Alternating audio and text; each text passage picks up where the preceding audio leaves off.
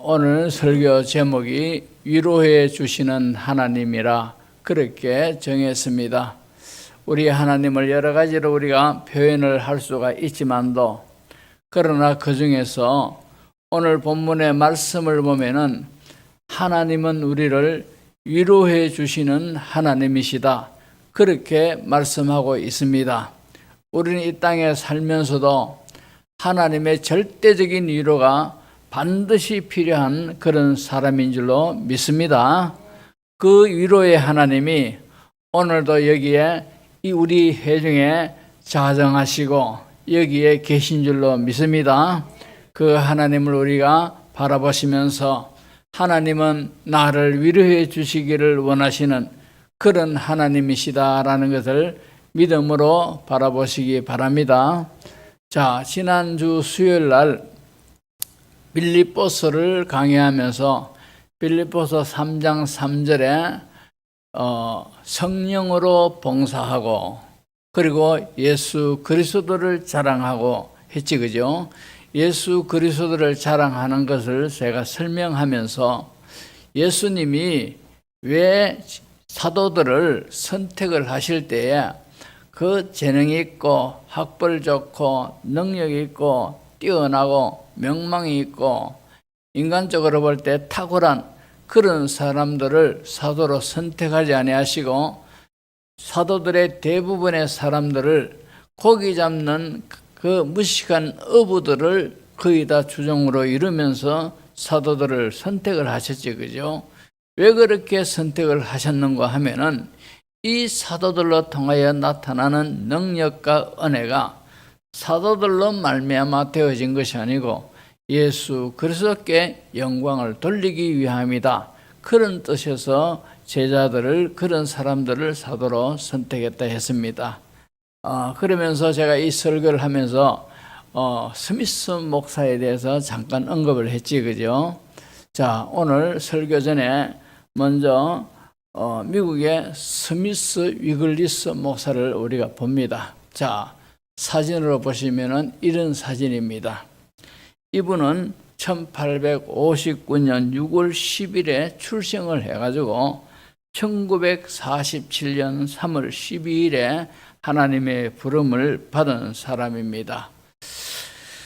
자, 근데 이 사람이 직업이 배강공입니다. 배강공이었는데 그러니까 글자도 모릅니다. 글자도 모르는데 22살에 결혼을 했어요. 22살에 결혼을 해서 자기 부인이 신앙이 아주 좋은 그런 신실한 부인이었습니다. 그래서 이 부인을 통하여 그를 깨우치고 그를 깨우치자마자 성경을 이제 공부를 했습니다. 성경을 읽기 시작했고 그래서 이분의 서재에는 다른 책이 없었고 오직 성경만이 있었다 하는 그런 일화가 유명합니다. 그래서 이 사람이 22살에 이제 글자를 깨우치고 그리고 성경을 읽고 은혜를 받고는 이제 신학교를 가서 목사가 됐습니다.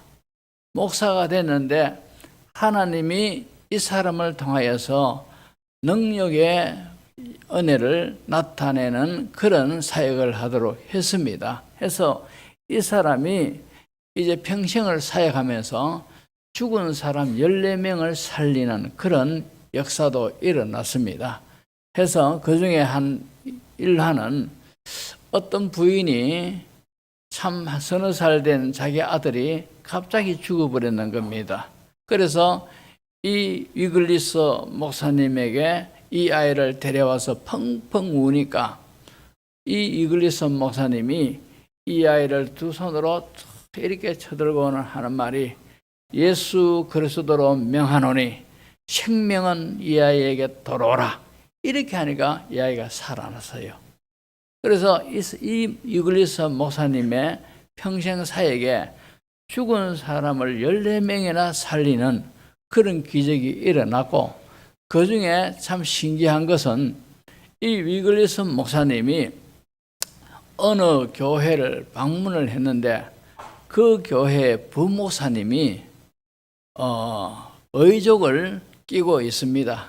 그러니까 오래전에 세월이 있었으니까 그 의족이 얼마나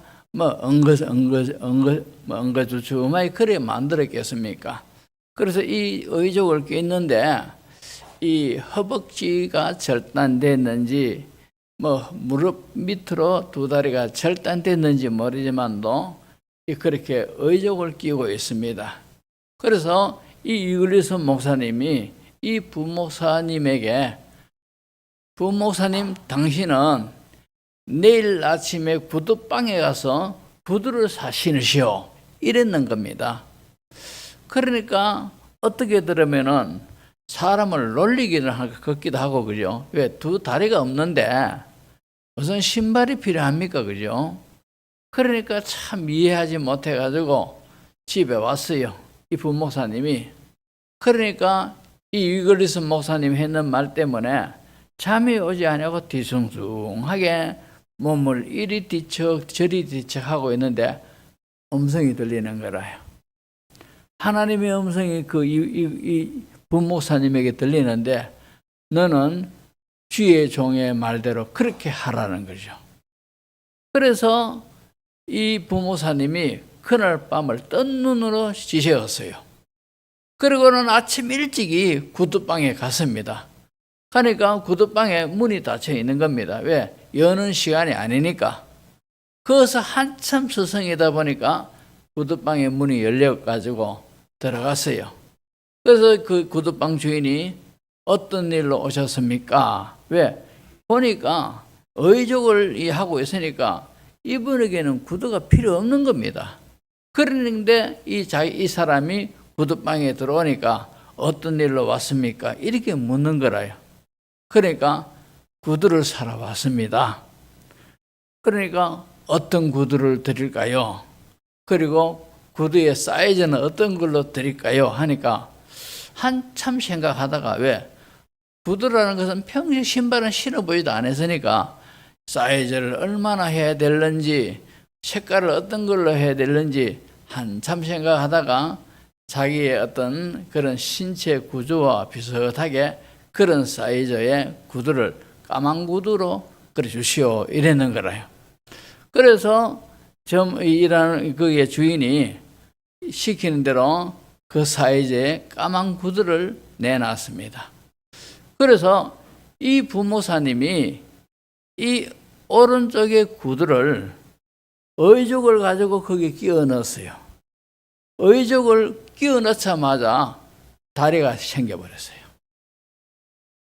왼쪽에도 역시 그 구두에다가 자기의 의족을 넣는 순간에 다리가 생기고 발이 생겨버리는 거라요. 근데 그것이 무릎 밑에서 잘려졌는 그런 것인지 아니면 허벅지에서 두 다리가 잘린지는 그건 자세하게 모르겠는데 근데 이분의 그 기록에 그런 것이 남아있어요.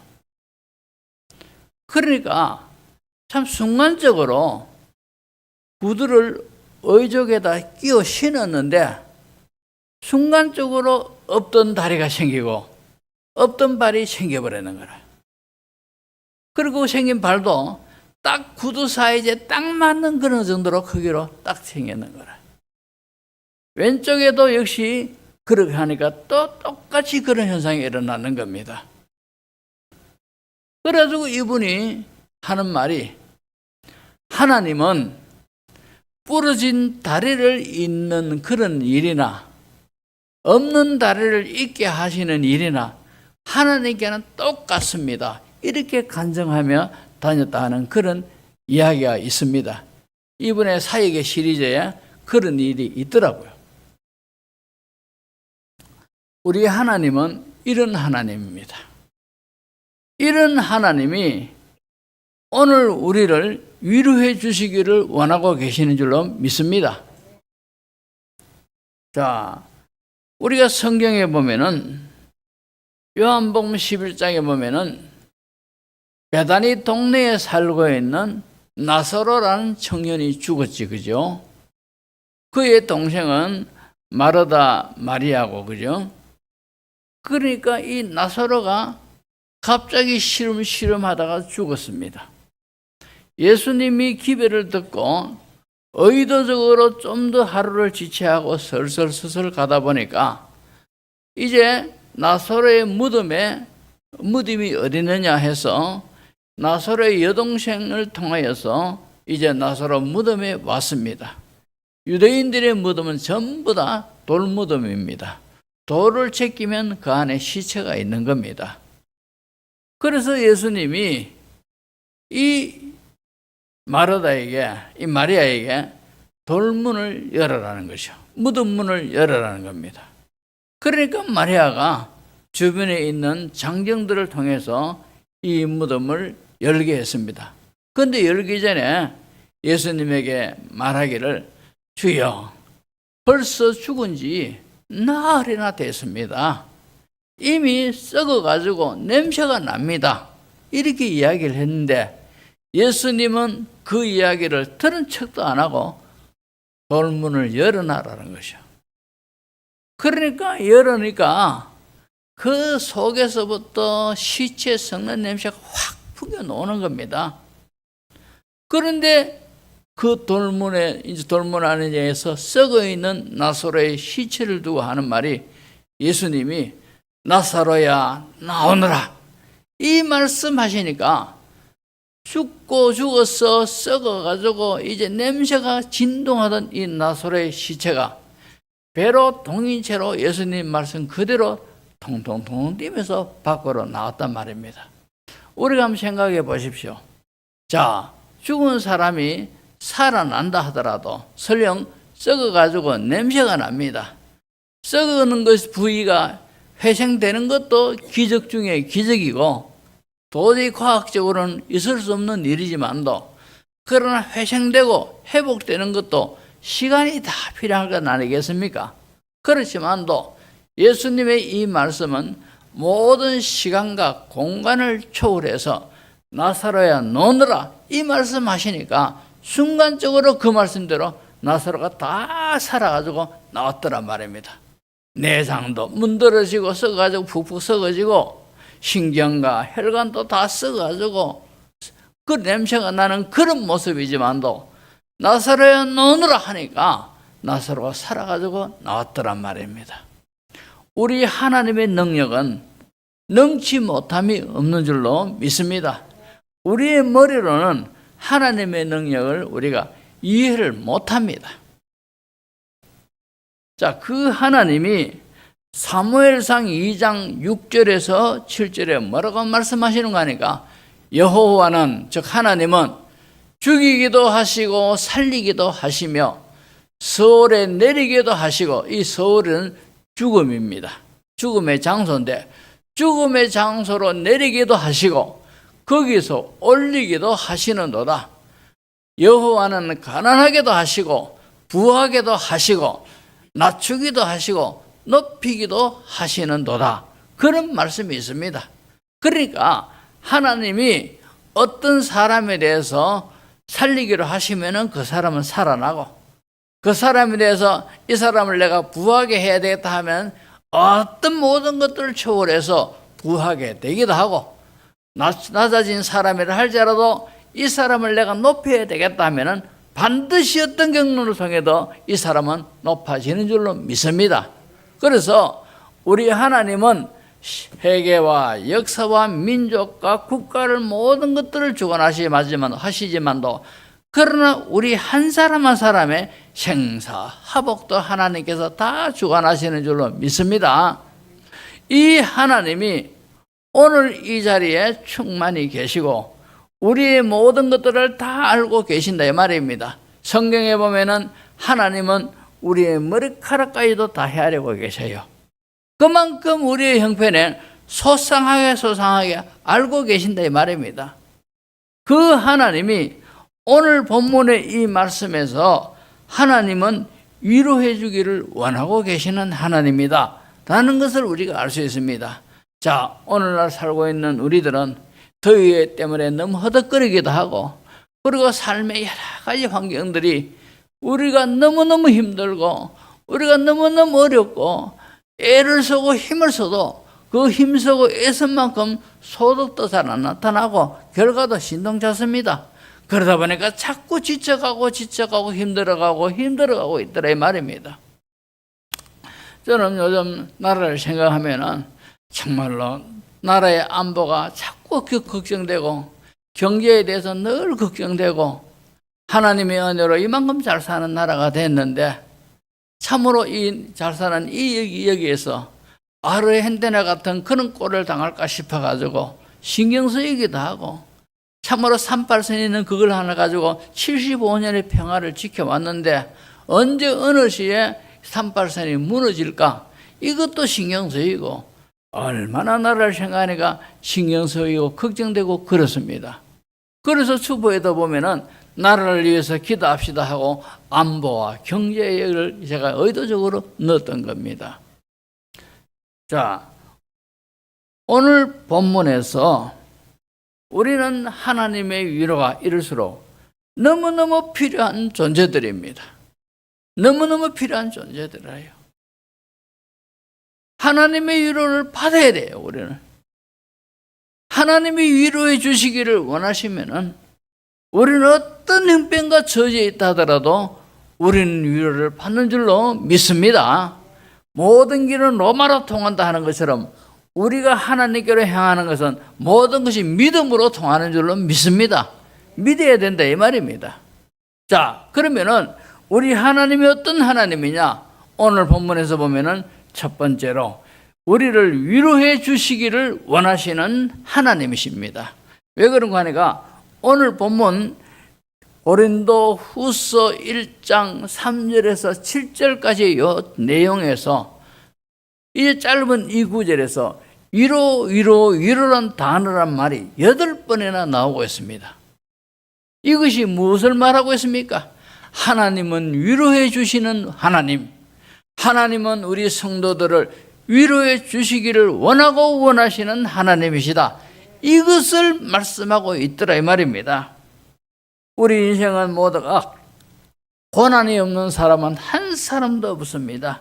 이 한시적인 세상 살면서 늘 고난 가운데서 우리는 살아가고 있습니다. 육체의 질병, 마음의 괴로움, 떨칠 수 없는 근심 걱정들, 물질적인 어려움, 여러 가지 각가지 고초와 고난 속에 우리는 하루하루 힘들게 살아가고 있습니다. 그런 까닭에 우리는 하나님의 위로를 받아야 돼요. 하나님의 위로를 절대적으로 필요한 사람입니다. 여기서 설교하는 이 목사도 날마다 하나님의 위로가 없으면 못 살아요. 하나님의 위로가 절대적으로 우리 모두는 필요한 줄로 믿습니다. 그런데 오늘 본문에 보면은 우리가 어떤 고난에 있다 하더라도 하나님은 위로하신 분이시고 또 그 위로도 넉넉하게 위로해 주시는 그런 하나님이시다 라고 말씀하고 있습니다. 자, 오늘 본문 4절을 한번 보십시오. 우리로 모든 환난 중에서 우리를 위로하사, 보십시오. 모든 환난, 어떤 고난과 어떤 어려움 중에 있어도 우리를 위로하시는 하나님. 그리고 그 뒤에 보면은 우리로 하여금 하나님께 받는 위로로서 모든 환난 중에 있는 자들을 능히 위로하시는 이시로다. 넉넉하게 위로하시는 하나님이시더라 이 말입니다. 우리 하나님은 능치 못한 일이 없습니다. 어떤 처지에 내가 이런 기가 막힌 처지에 있는데 어떻게 하나님이 나를 위로하실 수가 있으며 어떻게 하나님이 이 모든 문제에서도 능히 위로해 주시는 그런 은혜가 있겠느냐? 하나님이라도 할 수 있겠느냐? 이렇게 반문하는 성도가 있을 수가 있어요. 그러나 조금 전에 제가 예를 들었지요. 자, 다리가 허벅지에서 잘라졌는지 무릎 밑에서 두 다리가 잘라졌는지 그건 자세히 모르겠습니다만도 그러나 이 목사님이 성령께서 감동을 합니다.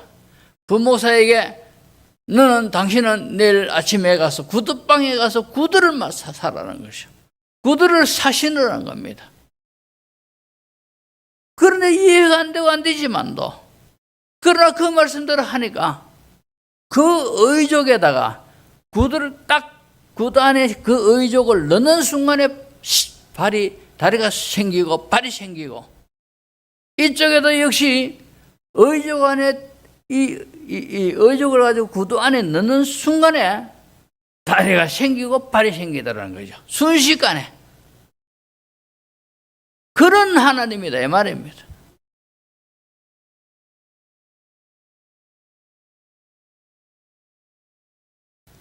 우리를 하나님은 위로해 주시기를 원하고 계세요. 우리의 모든 형편에서 하나님은 위로해 주시기를 원하시고 능히 위로해 주시기를 원하고 계시는 줄로 믿습니다. 자, 5절을 보십시오. 그리스도의 고난이 우리에게 넘친 것 같이 우리가 받는 위로도 그리스도로 말미암아 넘치는도다. 위로가 조금 위로해 주시는 것이 아니고 맛배기로 위로해 주시는 것이 아니고 넘치도록 위로해 주시는 하나님이신 줄로 믿습니다. 자, 그러면은 우리가 그 다음에 생각할 것은 이런 위로해 주시기를 원하시는 하나님 앞에 내가 위로가 필요하고 내가 위로를 받아야 되겠는데, 그러면은 어떻게 해야만이 이 위로를 내가 받을 수가 있는가? 이것이 문제가 아니겠습니까? 그죠? 가만히 있는데 하나님이 위로해 주시겠습니까? 하나님은 여기에서 분명히 위로해 주시고 능히 위로해 주시기를 원하시는 하나님이신데, 이 하나님 앞에서 이 하나님께로부터 우리가 위로를 받으려면 어떻게 해야 되느냐? 성경에 그것도 분명히 말씀하고 있어요. 누가복음 15장에 탕자의 비유가 나오지, 그죠? 자, 18절에서 23절을 제가 한번 봅니다. 내가 일어나 하는 이 말은 아버지 집을 떠난 탕자가 하는 말입니다. 아버지 집을 떠나서 휙 속성이는 이 아들을 가리켜서 탕자라 그렇게 표현하죠. 근데 이 아들이 내가 일어나 아버지께 가서 이르기를 아버지, 내가 하늘과 아버지께 죄를 지어 사오니 지금부터는 아버지의 아들이라 일컬음을 감당하지 못하겠나이다. 나를 품꾼의 하나로 벗어서 하리라 하고 이에 일어나서 아버지께로 돌아가니라. 아직도 거리가 먼데 아버지가 그를 보고 척은히 여겨 달려가 목을 안고 입을 맞추니 아들이 이르되 아버지, 내가 하늘과 아버지께 죄를 지어 사오니 지금부터는 아버지의 아들이라 일컬음을 감당하지 못하겠나이다 하나 아버지는 종들에게 이르되 제일 좋은 옷을 내어다가 입히고 손에 가락지를 끼우고 발에 신을 신기라. 그리고 살찐 송아지를 끌어다가 잡아라. 우리가 먹고 즐기자. 이렇게 했다 이 말입니다. 자, 이 이야기 속에서 우리가 어떤 교훈을 얻습니까? 여기서 아버지는 하나님을 가리키고 탕자는 우리 성도들을 가리키고 있다 이 말입니다. 하나님께로부터 멀어져 있는 그런 성도를 가리키고 있다 이 말입니다. 이런 아버지께로부터 회복과 위로와 은혜를 우리가 잊기 위해서는 성도의 자리로 돌아가야 되고 성도의 위치로 우리가 돌아가야 된다 이 말입니다. 그것을 이 말씀에서, 이 비유에서 예수님이 이 비유를 통해서 그것을 우리에게 교훈하고 있어요. 자, 여기에 아버지 집에는 부족한 것이 없습니다.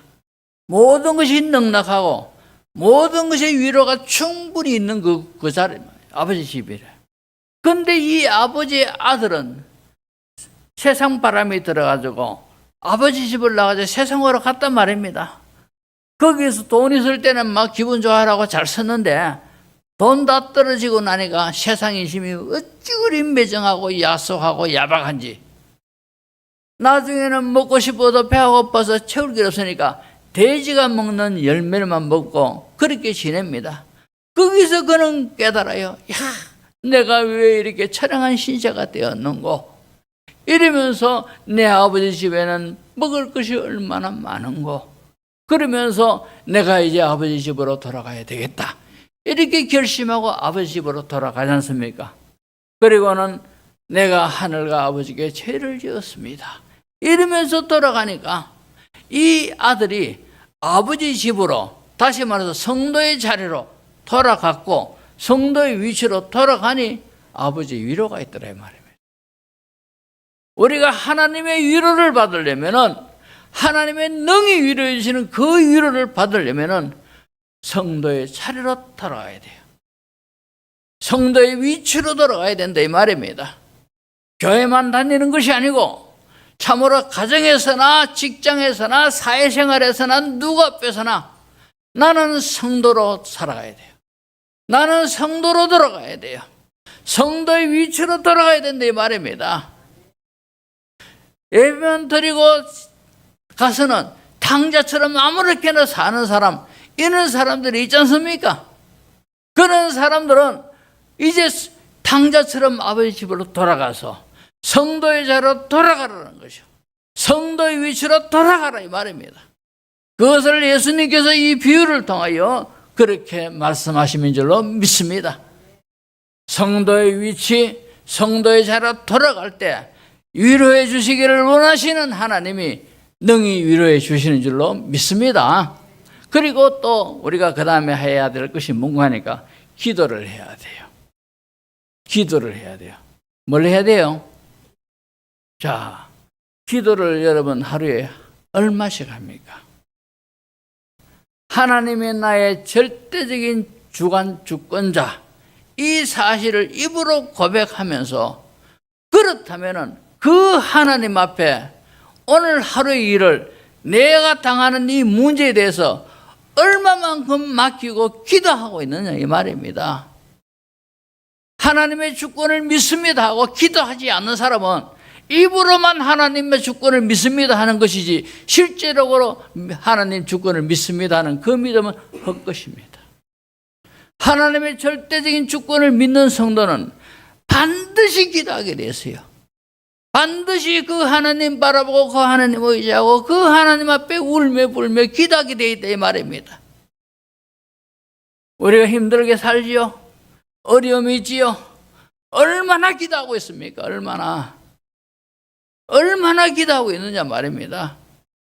10분을 기도하더라도 사력을 다하여 기도하고 하나님 아버지가 감동할 정도로 기도하고 그래야 된다 말입니다. 야고보서 4장 2절에 하나님이 이렇게 말씀하셔요. 너희가 욕심을 내어도 얻지 못하여 살인하며 시기하여도 능히 취하지 못하므로 다투고 싸우는도다. 그대에 말씀하시기를 너희가 얻지 못하면 뭐라고요? 구하지 아니하기 때문이요. 기도하지 아니하기 때문에 우리의 모든 형편과 처리를 아시고 우리가 고된 삶을 살고 우리가 환난 가운데 있고 고난 속에서 괴로워하고 있는 걸 하나님이 다 아시더라도 기도하지 아니하니까 못 받는다는 거예요. 하나님의 위로를 못 받는다는 겁니다. 자, 이 말씀을 정말로 그대로 와닿도록 하나님 말씀으로 받는 성도는 기도하게 돼 있어요. 왜? 너희가 얻지 못하는 것은 구하지 아니하기 때문이요. 하나님이 그렇게 말씀하시더라 말입니다. 그러니까 근심, 걱정이 있는 성도는요, 기도해야 돼요. 위로해 주시기를 원하시는 그 하나님이심을 믿고 그 하나님이심을 바라보며 그 하나님의 능력은 한이 없다는 것을 믿고 하나님 내 처지가 이렇고 내 상황이 이렇고 내가 지금 괴로워 미치겠습니다. 기도를 하셔란 말입니다. 어떤 성도는요, 하나님 너무합니다. 내가 그렇게 기도하는데도 왜 내 기도는 안 들어주시고 너무합니다. 이렇게 기도해도 그 중심이 간절하게 원하면서 기도하니까 하나님이 거기에도 응답 주시더라는 거죠. 여러분, 하나님이 살아계시고 그 하나님이 위로해 주시기를 원하시는데 왜 진정으로 진실되게 간절하게 믿음으로 왜 기도를 하지 않습니까? 걱정, 근심, 염려만 뒤집어 쓰고 왜 그렇게 있습니까?